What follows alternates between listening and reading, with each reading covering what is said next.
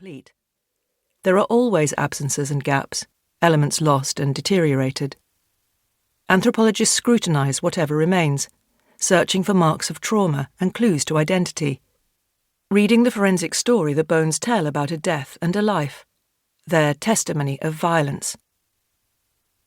Before I set foot in a forensic lab, I associated the term articulate with language. The ability to express ideas with clarity, or to enunciate words crisply. Bones, like words, can be eloquent.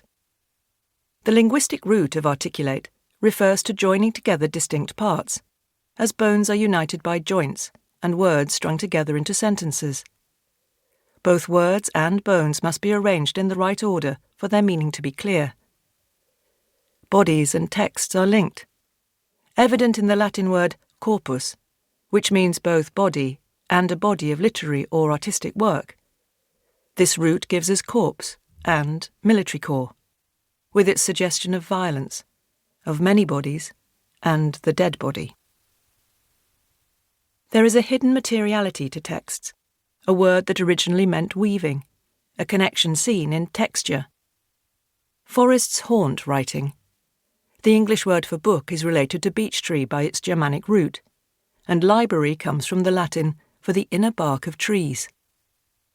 In most Indo-European languages, writing comes from carving and cutting.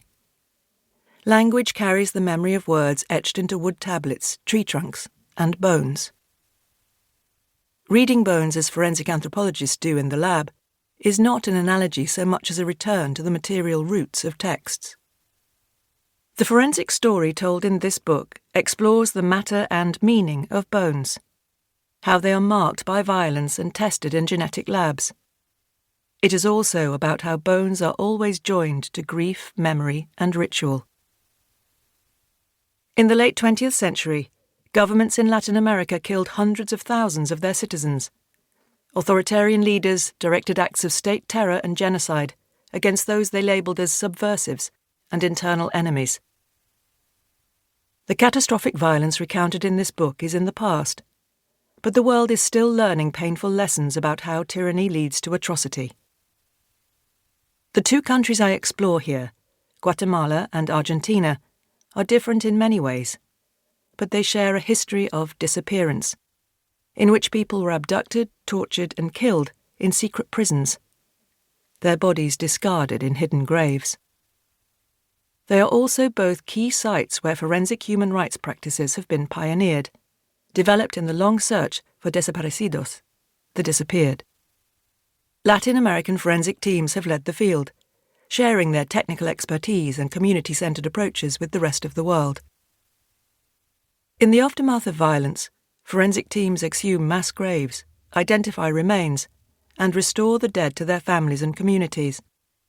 This is the story of forensic teams working with profound dedication and courage in the face of political impunity and sometimes personal danger.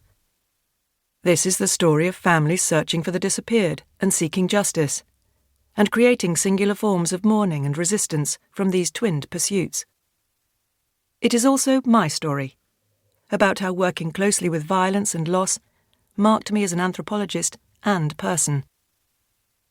Like all forensic stories, it is an incomplete inventory, articulated from fragments, fieldwork and archives, formal interviews and late-night conversations, careful field notes and scribbled journal entries, memories I have polished like river stones, and memories I can hardly bear to touch.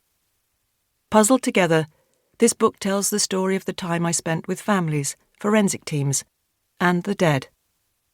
It is one story among many. Every bone tells a life. Every person lost was a world. Chapter 1. A Lovely Grave for Learning. It is September, and I am standing on a hill in El Quiche, Guatemala, with a pickaxe in my hand. For the past month, I've been working alongside forensic anthropologists who are recovering the bodies of victims of one of Latin America's longest, bloodiest armed conflicts. We dig trenches, roughly 8 feet long and 6 feet deep, about the size of a coffin. It is backward grave digging, pulling bodies out of the ground, not putting them in.